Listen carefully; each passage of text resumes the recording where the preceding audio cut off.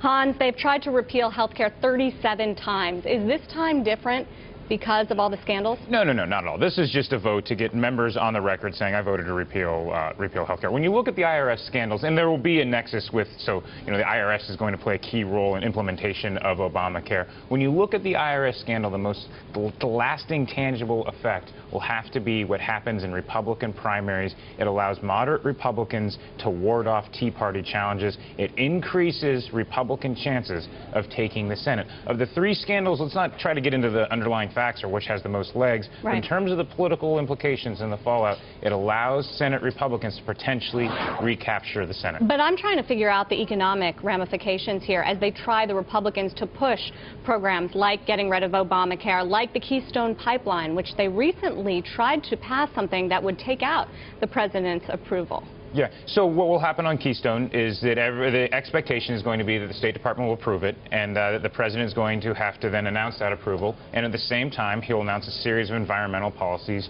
to appease environmentalists in his own party. Can I talk about the And elephant? that's this summer, right? The elephant in the room, as Nate Silver mentions and the Washington Post mentions, Hans, is the president's approval ratings have been resilient through all this scandal because the economy's better. Do I have that right? Yeah, but resilient but not great. Okay.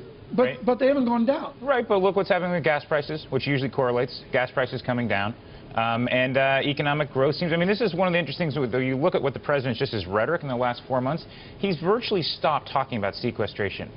February was doom and gloom on sequestration. That's virtually over. Is that because we didn't see such a negative impact? Well, the numbers aren't there yet. The deficit numbers are coming in. And the president faces a challenge whenever he's talking about the economy. He can either be accurate or honest, or he can cheerlead. And it's always a challenge with presidential rhetoric to sort of talk up the economy, but also being accurate. And the president's looking at this all sorts of economics back and forth. Here's Paul Krugman writing in the New York Times, of course, a lawyer from Princeton University, he got on beat up the ACA, or so-called Obamacare shock.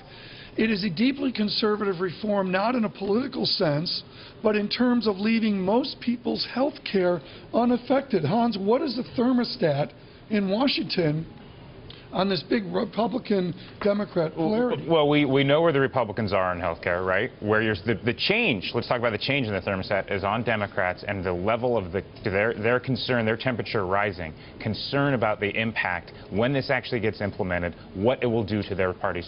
You cannot find a Democrat out there that says, wow, we're going to run on health care in 2014. They're worried about this, they're concerned about it, and those are the political implications. Richard Clarida, the politics of this, and it dovetails into the cost of sequestration and the fiscal drag. What number do you work with every day for a fiscal drag statistic? It's between 1.5% and 2% this year with sequestration. But it looks as though the economy will weather it. Housing is stronger, and the consumer so far seems to have weathered the higher taxes. We'll really get the best sense in late July when we get the second quarter numbers. If the economy gets through the second quarter of this year with a growth in even the 1 to 2% range, then we've probably seen the worst of the hit of sequestration. Well, to Professor Krugman's point, Richard Clarida, you've studied the economics of this. Do you think that the president's health care reform is a net positive for our economy? Oh, well, I think the correct answer is that nobody knows. It's a once-in-a-generation, once-in-a-5-generation change in 20% of the economy.